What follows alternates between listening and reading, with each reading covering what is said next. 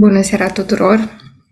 Iată că continuăm ediția cu numărul 35, diabetul de tip 2 și cum susținem organismul în această provocare.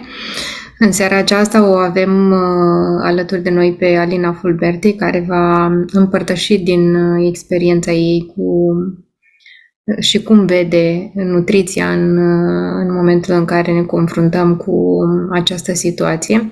Pe de altă parte, sunt datoare la voi cu modul în care se folosesc mostrele pe care le veți primi în următoarele zile. Așa că în ziua de ieri, dacă am vorbit despre la ce sunt bune uleiurile pe care le veți primi, astăzi veți afla și cum anume se administrează. Picăturile de MetaPower pe care le primiți, vă invit să le luați intern de 3 ori pe zi, câte 3 picături. Acelea vor fi de fapt niște mini picături, pentru că recipientul pe care îl veți primi va avea flaconul destul de mic și atunci nici nu poate elimina ca recipient mai mult decât niște mini picături, așa că vă invit să luați 3 picături de 3 ori pe zi, dimineața, la prânz și seara. Vă invit să luați înainte de masă, în situația în care nu aveți alte situații de natură digestivă cu care vă confruntați. Și de asemenea, blendul pe care îl primiți, de asemenea, administrați-l de 3 ori pe zi pe zona pancreasului, respectiv tălpi. Acestea sunt zonele în care dumneavoastră trebuie să le aplicați. Atât pentru moment din partea mea în această seară. Eu o invit pe Alina să ne povestească care este viziunea ei pe care își dorește să o împărtășească cu noi în seara aceasta. Bună seara, Alina! Bine ai revenit din nou! Bună seara! Mă bucur să fiu alături de voi și astăzi. Am pregătit și un material așa ca să avem suport asupra căruia vorbim. Vă rog doar atât să-mi confirmați că se vede. Este totul în regulă. Perfect. O să vorbim, așa cum ați mai văzut și cu alte ocazii, legat de partea de nutriție, dar înainte să intrăm așa la sfaturile pe care vreau să vi le dau, aș vrea să vedem un pic și să vorbim de 3 termeni pe care cel mai probabil atunci când e vorba de rezistență la insulină sau diabet, o să-i auziți destul de des. Și aici mă refer la glucoză, care probabil ați mai auzit, este un monozaharid sau un carbohidrat. Carbohidrat cel mai probabil ați auzit mai frecvent să fie utilizat, care este esențial pentru furnizarea energiei necesare tuturor proceselor organismului. Deci, cumva, noi fără carbohidrați nu prea putem să funcționăm în condiții optime, deși probabil mulți dintre voi ați ales și variante de, nu știu, la un moment dat, tot felul de diete slabe în carbo. Dar organismul nu e făcut să funcționeze fără carbohidrați. Principalul organ, creierul, funcționează cu carbohidrați sau cu glucoză. Apoi, un alt termen pe care aș vrea să-l menționez este glicemia. Dacă vorbim de diabet, probabil ați auzit de foarte multe ori că se măsoară glicemia. Trebuie să știm cât este glicemia. N-aș insista foarte mult pe partea aceasta, pentru că inclusiv acest măsurat foarte frecvent al glicemiei poate fi inclusiv el un factor de stres, creare de panică, frică și așa mai departe. Dar să vedem ce este glicemia. Glicemia reprezintă, practic, concentrația glucozei în sânge. Glucoză care, ea la rândul ei, rezultând din procesul metabolic efectuat de organism, prin digerarea alimentelor ce conțin carbohidrați. Și acum, un nivel crescut al glicemiei poate fi influențat din nou și de un nivel mare de stres sau, de exemplu, și de o infecție activă pe care o avem în corp, cum ar fi o răceală, o candidă și exemplele pot continua. Inclusiv când se fac anumite analize care au legătură cu glicemia, e bine să menționați că ați avut sau ați trecut printr-un episod sau o provocare de sănătate, pentru că s-ar putea să fie valorile glicemiei destul de distorsionate. Și un alt termen, insulina, care este practic unul dintre cei mai importanți hormoni responsabili de metabolismul glucidelor. Insulina este responsabilă de a transporta glucoza din fluxul sanguin în celulele care folosesc glucoză. Dar nu doar atât, tot insulina transportă și aminoacizi în celule pentru a produce proteine și pentru a ajuta la depozitarea grăsimilor. Și aici când vorbesc de depozitarea grăsimilor și cumva astăzi suntem în legătură cu tot ceea ce ține de rezistența la insulină, o să vedeți foarte frecvent că sunt persoane care au această etichetă alocată și întotdeauna, sau marea majoritate, undeva la peste 80% din cazuri, au, ca să zic așa, o talie mult mai pronunțată. Da? Deci o să-i vedeți cu burtică, cu acel colăcel. Asta e un semn că acolo insulina e mai mult decât este necesar și organismul nu știe ce să facă mai departe cu grăsimile decât să le depună. Și v-am pregătit aici și o imagine ca să vă faceți o idee cum este relația aceasta dintre insulină și glucoză. Ceea ce vedeți aici cu galben este celula noastră, care are, ca să zic așa, două elemente. Receptorul pentru insulină, cel cu albastru, și canalul care permite intrarea glucozei în celulă. Pentru că, practic, așa e sistemul. Glucoza, în momentul în care ajunge în corp, ea trebuie să pătrundă în celulă. Și atunci ce se întâmplă? Insulina, practic, activează receptorul, care, efectiv, vedeți aici în a doua poză, pur și simplu deschide acel canal și permite glucozei să pătrundă în celulă.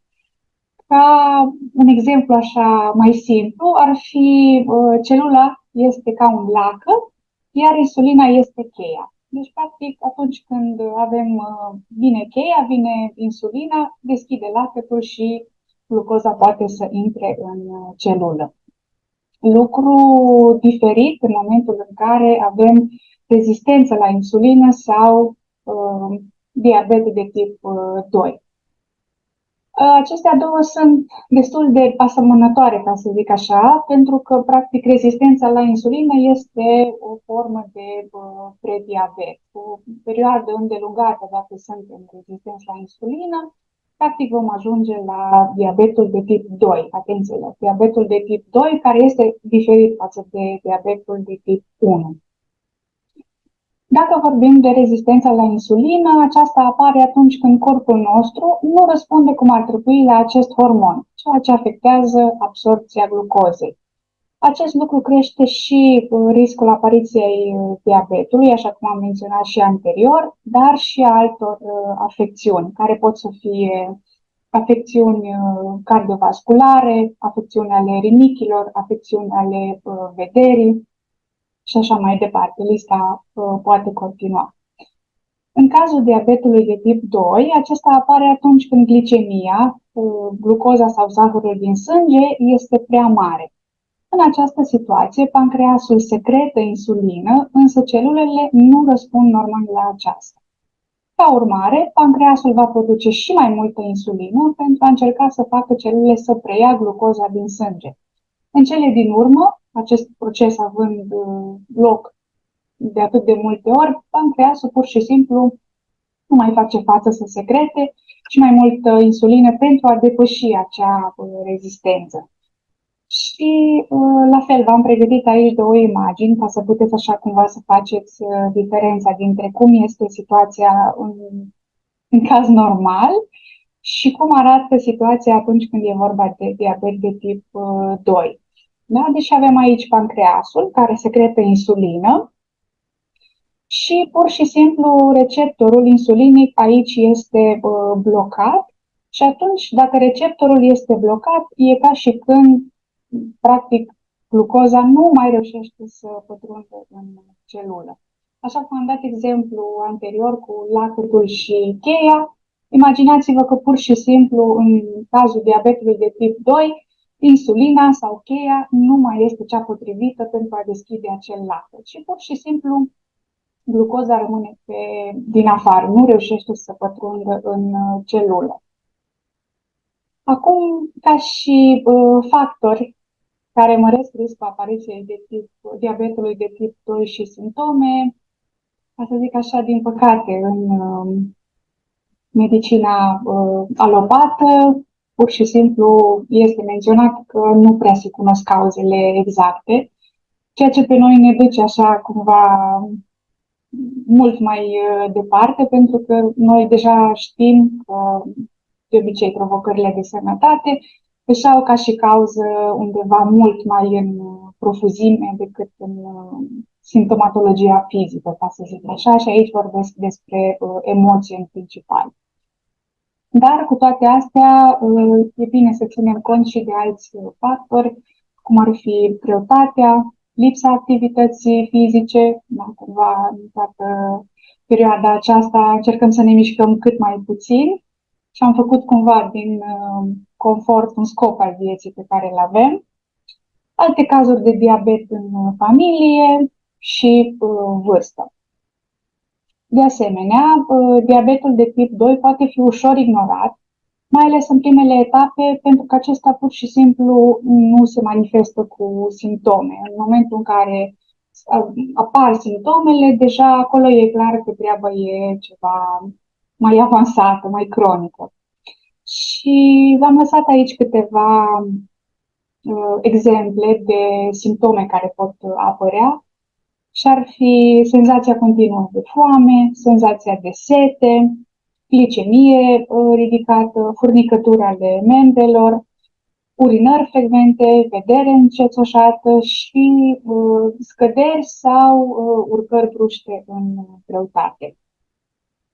De asemenea, așa cum am menționat și anterior, diabetul poate afecta mai multe organe importante, inclusiv inima, vasele de sânge, nervii, ochii, rinichii și așa mai departe. Deci, cumva, e așa o afecțiune care ne păcălește în ceea ce privește simptomele.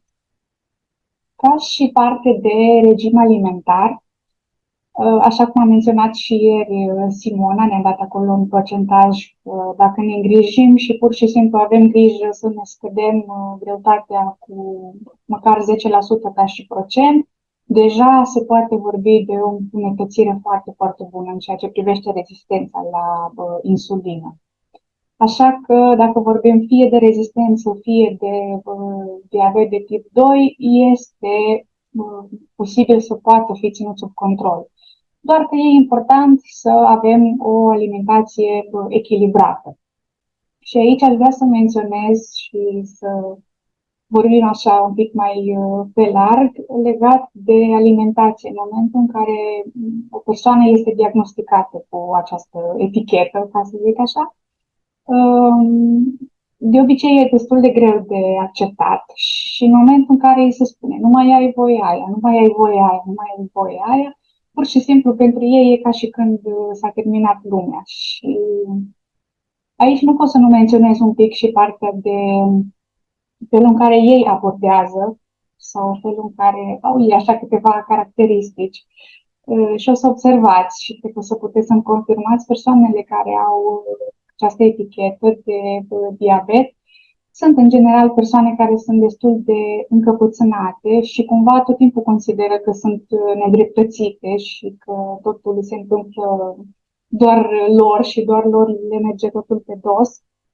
Și în momentul în care primesc o astfel de etichetă și primesc și mai multe restricții, pur și simplu o să vedeți că o să fie și mai greu de gestionat această situație, pentru că ei o vor lua ca și cum efectiv le-ai luat dulceața vieții, dacă practic ăsta e conflictul care stă în spatele emoțiilor care ne aduc în punctul acesta. Și e foarte interesant că ar trebui abordat un pic diferit în momentul în care ei primesc anumite recomandări, chiar și din punct de vedere alimentar. De asta am și menționat aici că e foarte bine să nu se spună că trebuie să ai, nu știu, o dietă sau un regim ca pentru un bolnav. Nu. Pur și simplu trebuie să ai o alimentație echilibrată, sănătoasă, moderată din punct de vedere al alimentelor și al porților și un program fix. În momentul în care asta e împachetată în acest fel, e cumva mult mai ușor de primit. Pentru că ei, practic, nu au chiar atât de multe restricții alimentare, ci mai degrabă au de învățat lecția cumpătării și moderație. Așa că asta ar fi una dintre recomandările mele. Foarte important cum li se dă această etichetă. Pe lângă programul fix și porțiile echilibrate și moderate, principalul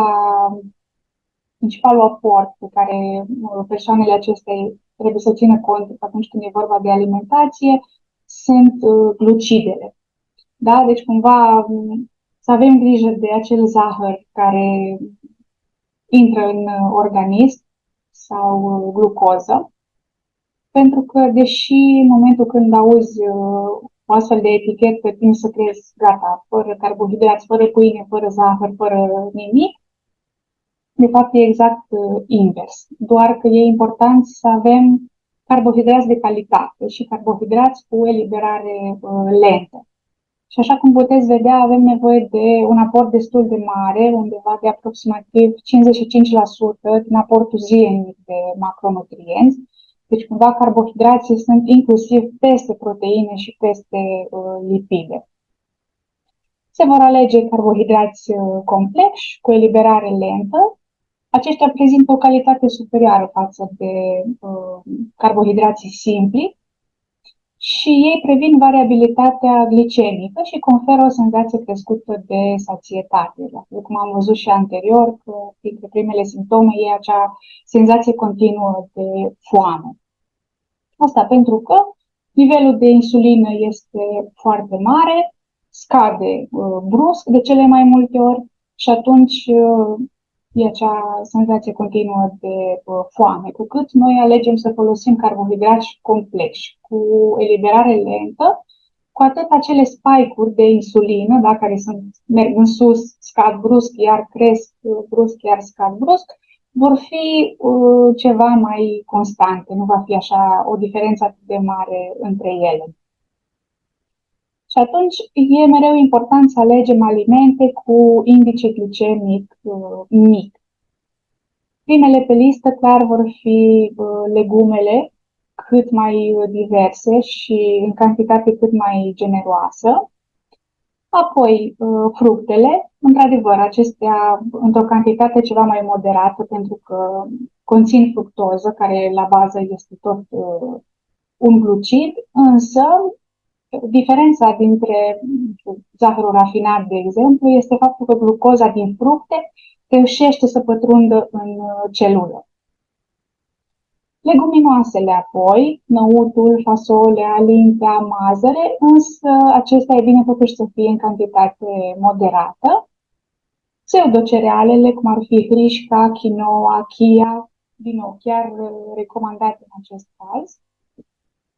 Cerealele integrale, în cantitate moderată, dar nu vă speriați că nu trebuie să renunțăm în totalitate la pâine, însă, la fel, trebuie să avem grijă la cantitate. Însă, o felie, 2 de pâine pe zi, mai ales dacă e vorba de micul dejun, nu creează nicio problemă. Important este ce fel de pâine alegem și aici putem să mergem, spre exemplu, pe o variantă de pâine din alat, sau cum îi se mai spune, grâu spelta, sau o pâine integrală din grâu clasic, însă e important să folosim o pâine fără drojdie. Și, în general, atunci când vine vorba de rezistență la insulină sau diabet, e bine să stăm departe de tot ceea ce conține drojdie. Să vedeți mai încolo că nu este cumva recomandat să renunțăm și la alcool, însă cu atât mai mult aici aș fi vrut să dau exemplu legat de bere. Da? Deci nu doar pâinea are drojdie, ci sunt și alte alimente care au drojdie în compoziție. Și acestea trebuie cumva excluse în totalitate. Apoi amidonoasele, cum este cartoful, cum este porumbul. Spre exemplu, din porumb avem mălaiul, da, mămăliga, care o cunoaștem cu toții. La fel, nu este interzisă, poate cu succes înlocui în unele situații o felie de pâine sau poate fi partea de carbohidrat dintr-o farfurie la un prânz. Însă ce este important este să o facem, noi poate ați mai auzit de varianta de mămăligă pripită, în sensul că să avem o parte mai mare de apă și o parte mai mică de mămăligă. Deci cumva acea mămăligă mai moale, care e de preferat să o lăsăm întâi să se răcească, pentru că ea oricum se va întări și o puteți tăia sau o puteți folosi în funcție de cum vă place. Și aici mai am un exemplu pentru voi legat de modul de gătire al alimentelor. Să știți că și asta influențează de cele mai multe ori indicele glicemic. Și am lăsat aici un exemplu cu cartoful, pentru că toată lumea cred că mănâncă cartof și îl gătim în tot felul de modalități. Și avem aici varianta de cartof crud, care are un indice glicemic mic, însă din păcate nu prea îl putem consuma în variantă crudă. Avem varianta de cartof fiert în coajă, care cumva din toate variantele de gătire are indicele glicemic cel mai mare. Apoi, cartof fiert în coajă și servit rece are indicele glicemic ceva mai mic, pentru că acolo au loc niște procese chimice. Fiert fără coajă, da? Deci cartoful pe care l-am decojit, are un indice glicemic mai mic decât cartoful fiert în coajă. Din nou, fiert fără coajă și răcit are un indice glicemic mai mic decât cartoful pur și simplu pe care l-am fiert și l-am consumat cald. Cartoful fiert al dente are din nou cel mai mic indice glicemic dintre toate variantele de gătire și un plus pe care puteți să-l faceți este să adăugați pătrunjel, pentru că din nou acolo e o combinație care ajută în acest sens. Și o altă variantă pe care cu toții cred că o cunoașteți, piureul de cartof, care are din nou un indice glicemic foarte mare. Și aici cumva e valabil pentru toate alimentele pasate. Și aici cumva includem și alte tipuri de piureuri, inclusiv dacă vorbim de legume sau din alte amidonoase. Și inclusiv smoothie-urile din tot felul de fructe.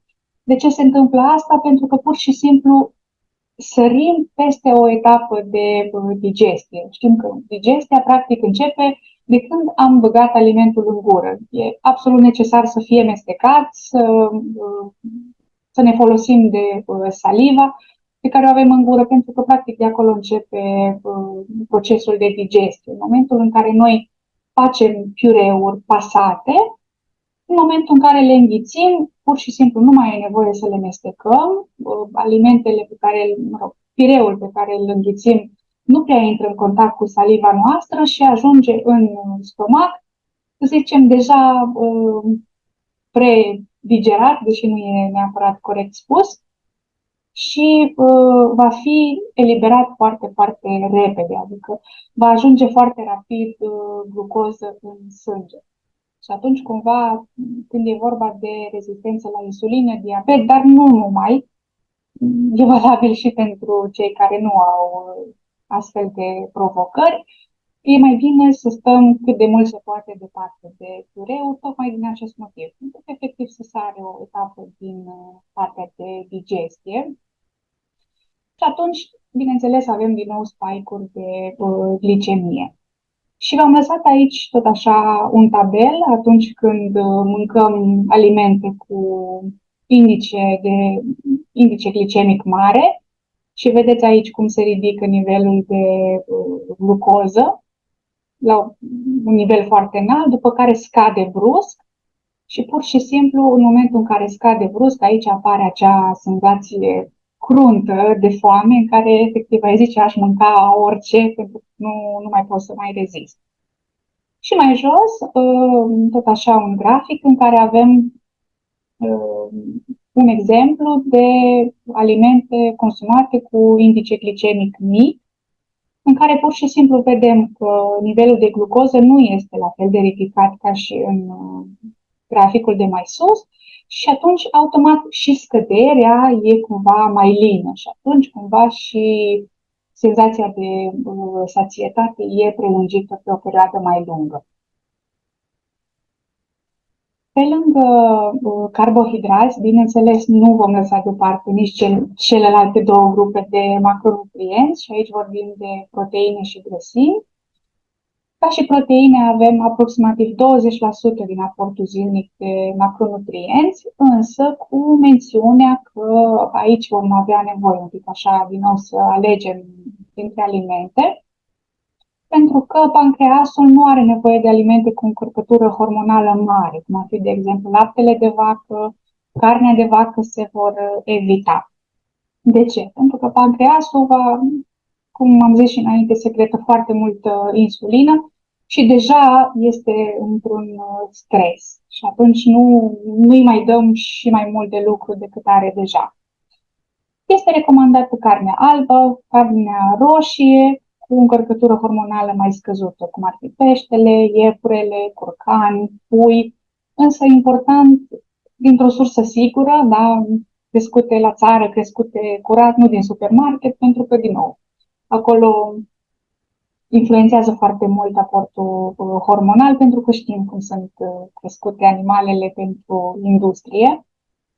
Din când în când, cu moderație, se mai pot consuma și lactatele de capră. Apoi, ca și grăsimi, chiar dacă, în general, persoanele care au diabet au și, așa cum am menționat, o talie mult mai proeminentă, da, acea burtică, acel culăcel de salvare, grăsimile nu sunt de dat la o parte și ele fac parte aproximativ 25% din aportul zilnic, însă e important și ce grăsimi alegem și ele au un rol foarte bine stabilit în organismul nostru. În primul rând ne protejează organele, prezintă rezerve de energie și ajută proteinele să-și facă rolul în organism și, în plus, în grăsimi și, de asemenea, cu ajutorul grăsimilor, își pot face absorbția vitaminele, precum ar fi vitamina A, D, E, K și așa mai departe. Câteva exemple ar fi măslinele, uleiul de măsline, peștele, semințele de in. Deci, cumva, alimentele pe care le consumăm și au grăsimi din acestea pe care le spunem noi grăsimi bune, da? Nu grăsimi saturate. Deci, oricum vom evita tot ceea ce ține de prăjeli, prăjit în baie de ulei sau tot felul de grăsimi din acestea foarte, foarte rafinate. Pe lângă asta am aici și câteva alimente care sunt cunoscute că scad glicemia, cum ar fi usturoiul, scorțeșoara, vanilia, fecile de fasole, frunzele de dud, castravetele amar, afinul și afinele și siropul de mesteac nerafinat. Deci, cumva, având în vedere că noi suntem și utilizatori de uleiuri esențiale, clar, orice tip de condiment sau ulei esențial din condimente va veni în ajutorul reglării glicemiei.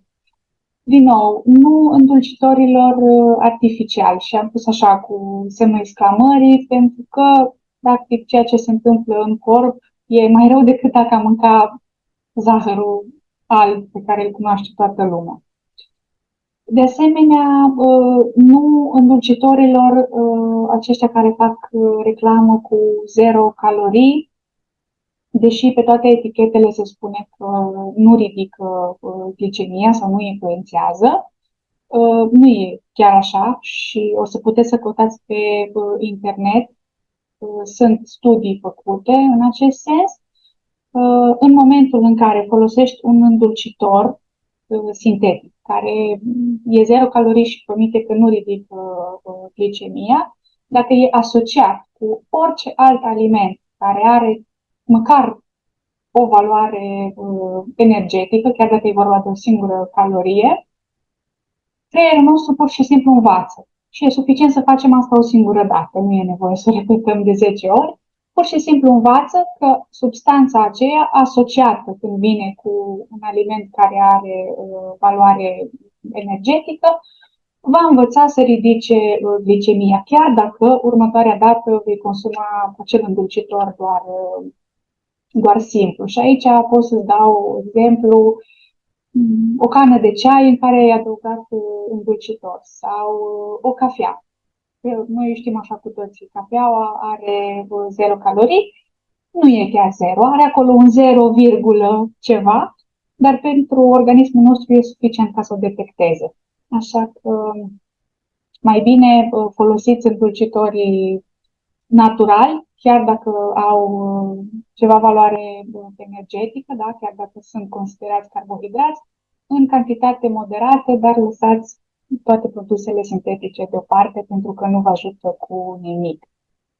Ca și soluții pentru a îndulci, se recomandă pulberea din frunze de stevie, sirop de melasă, xilitolul natural, stafidele, curmalele, bananele chiar.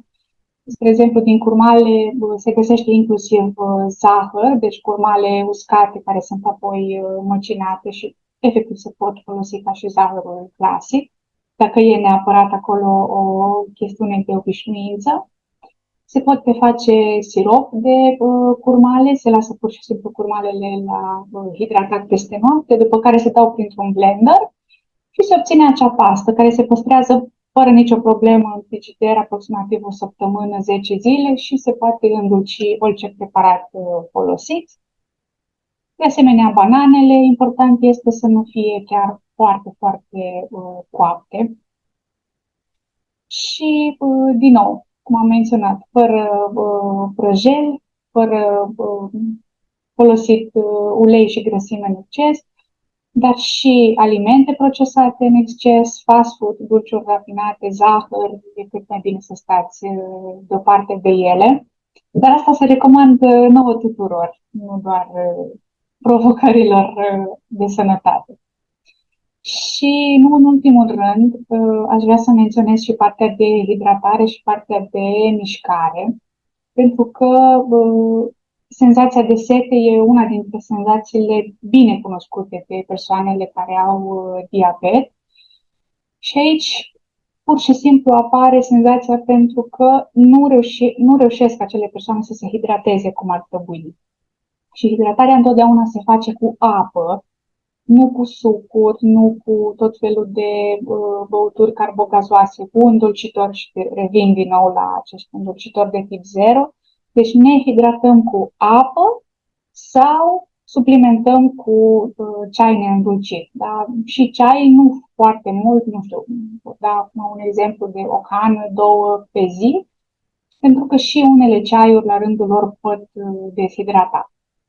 Întotdeauna hidratarea se face cu apă băută câte o gură, da? Deci nu iau paharul acesta și îl golesc până la capăt. Iau o gură și inclusiv apa nu trebuie băută, trebuie mestecată. Da? Deci e o gură de apă, o plimbi prin gură, astfel încât ea să intre în contact cu saliva noastră și după o înghiți. Și dacă e posibil, după 10 minute, 15 minute mai bei încă o gură de apă și continui tot așa. De ce e important să mâncăm apa și nu să o bem? Pentru că, efectiv, și apa trebuie să treacă, hai să zicem în ghilimele, printr-un proces de digestie. Da? Deci ea, dacă intră în contact cu saliva noastră și ajunge în stomac, reușește corpul nostru să facă hidratarea până la nivel celular. Deci, inclusiv apa să ajungă în celule. Dacă nu se întâmplă așa, dacă, de exemplu, bem un pahar întreg de apă dintr-o dată, vom fi, hai să zicem, hidratați parțial, deci organele noastre vor primi apă, dar în rest, pur și simplu, o vom elimina. Mai spălăm din ce mai este acolo și din minerale și mai scoatem din corp, că tot nu avem destule. Deci, haideți să învățăm să bem apă cum trebuie și să ne hidratăm corect. Din nou, așa, un subiect un pic mai sensibil e legat de cafea, pentru că sunt foarte multe persoane care beau cafea. Dacă vorbim de rezistență la insulină și diabet, cafeaua ar trebui exclusă, tot pentru faptul că deshidratează. Opțional, se poate eventual mesteca o boabă de cafea pentru gust, pentru de poftă, să zicem așa. La fel, este exclus și alcoolul și legat de mișcare, cea mai bună mișcare este cea cardio, acolo unde este nevoie să facem un efort pe timp îndelungat. Nu spune nimeni că nu se poate merge la sală și nu se poate ridica greutăți sau lucra la tot felul de aparate, însă e foarte important să reușim să facem un efort susținut, cel puțin 20 de minute, jumătate de oră, 40 de minute, o oră, fiecare cât poate. Oricum, dacă începem să facem mișcare, o să vedem că performanța noastră crește progresiv odată cu trecerea timpului. Și ca și mișcare este recomandat mersul alert, alergarea pe distanțe lungi, dar nu cu o viteză foarte mare, deci cumva mai mult o alergare de rezistență, înotul și ciclism. Și exemplele pot să mai fie multe, însă e important să facem activitate musculară, pentru că asta e o altă metodă foarte bună de reducere a glicemiei. Și acum știu ce o să spuneți probabil, dacă e vorba de o persoană care este și supraponderală sau poate are și un grad de obezitate, cum o să pun eu persoana aceea să alerge? Nu trebuie să alerge, trebuie să înceapă cu un mers. Însă măcar acel mers trebuie să fie alert. Și ce înseamnă un mers alert?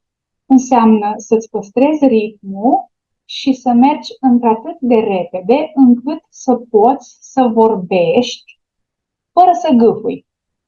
Deci asta înseamnă mersul alert. În momentul în care deja începi să gâfui, dacă începi să spui o propoziție în timpul acesta în care mergi alert, înseamnă că deja mergi mult prea repede. Deci asta așa că să vă luați un reper cam cu ce ar trebui să începeți. Și la fel, foarte important, hidratarea când se face mișcare și, cum am zis, minim 20 de minute, jumătate de oră, 40 de minute, cât e posibil pentru fiecare, însă ar fi important să fie zilnic sau măcar de 5-6 ori pe săptămână, pentru că nu e un efort foarte mare. După aproximativ 20 de minute de mișcare continuă, începe procesul de ardere al grăsimilor. Așa că și dacă simțiți așa un pic că trageți de voi, treceți peste acest aspect, că se poate și o să vedeți că rezultatele nu vor întârzia să apară. Plus că se vor îmbunătăți multe alte aspecte, de la somn, la rezistență în tot felul de activități, odihnă, deci numai de bine pe partea de mișcare.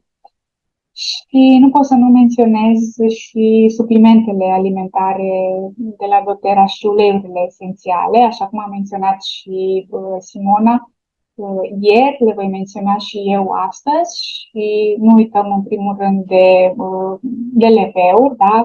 Lifelong Vitality.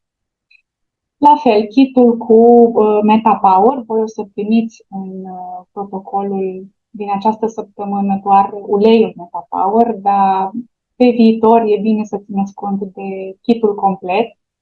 Și așa cum s-a menționat și ieri, MetaPower Assist e una dintre variantele recomandate așa cu căldură în această situație, pentru că efectiv ce face e să aibă grijă ca glucoza să fie eliberată foarte, foarte lent în sânge. Lucru pe care practic ne-l dorim, ca să avem acea curbă nu foarte bruscă.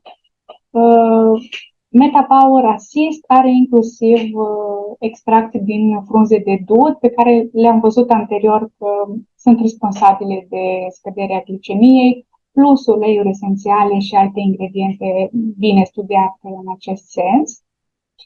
Uleiurile esențiale pe care le aveți deja în protocol, cum ar fi uleiul de busuioc, grefui, puișoare, scorțeșoară. Aici putem să vorbim de mult mai multe condimente, deci în general cam toate condimentele ajută foarte mult în acest sens.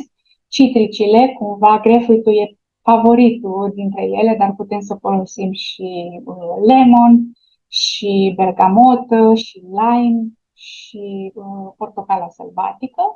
Și eu mai adăugat aici și un ulei așa emoțional, ca să zicem, uleiul Motivate, cumva să ne motiveze să reușim să facem lucrurile mai departe și să facem față așa provocărilor, pentru că de cele mai multe ori nu e chiar atât de ușor să accepti când se spune că n-ai voie aia sau trebuie să schimbi totul complet. Și Motivate ne vine în ajutor și are și el scorțișoară. Așa că nu l-am ales întâmplător. Eu cam asta am avut să vă transmit astăzi și vă mulțumesc pentru că ați fost astăzi alături de noi. Și, ce vă zic, vă doresc alegeri înțelepte și lăsați așa, exact ca și în imagine, tot ce e rafinat deoparte și alegeți ce e natural și ce e bun. Și ce putem să creștem așa pe lângă casa noastră și cât mai aproape de noi. Mulțumesc tare mult, Alina, pentru informațiile din seara asta. Mi-ai trezit niște amintiri. Mi-aduc aminte când am văzut eu prima dată lista consumului de alimente în diabet. Mi-aduc aminte și acum, e o foaie A4, cred că se regăsește și acum în cabinetele medicale, din păcate, și citeam limbajul de pe foaie și nu prea înțelegeam eu ce mai are voie mama să mănânce și ce nu. Cred cu tărie că este un chin să te agăți sau să vezi că doar ceea ce este scris acolo ai voie și doar atât, nimic mai mult. Acum când te-am văzut pe tine parcurgând toată informația, îmi dau seama cât de dificil este când nu ai parte de o informare mai detaliată și mai clară. În plus, marea provocare, într-adevăr, a persoanelor cu diabet este că atunci când îi se refuză ceva și nu au o alternativă, intră într-un automatism de a-și dori lucrul acela cu ardoare, exact ca și fructul interzis. Și pentru ei este clar ca și un handicap, pe de o parte. Pe de altă parte, cei care, zic eu, reușesc să recadreze această situație, participă într-un antrenament de stimă de sine și de iubire de sine, nu de stimă de sine, de iubire de sine, pentru că, da, în această provocare este vorba de o nouă reeducare. Tot ceea ce cunoșteai e nevoie să înlocuiești, să găsești soluții în alimentație, pentru că nu întâmplător în diabet alimentația este necesară să fie aleasă cu grijă. Ei, din experiența mea, având o grijă mai mică de ei și mai mare de ceilalți. Așa că este un antrenament care poate fi văzut și ca fiind binevenit din punctul meu de vedere. Eu îți mulțumesc tare mult pentru toate informațiile pe care le-ai adus în seara aceasta. Eu voi opri live-ul de pe Facebook și în situația în care mai simțiți să puneți întrebări, putem să rămânem într-un cadru mai restrâns. Mulțumesc tuturor care ați fost în seara asta cu noi.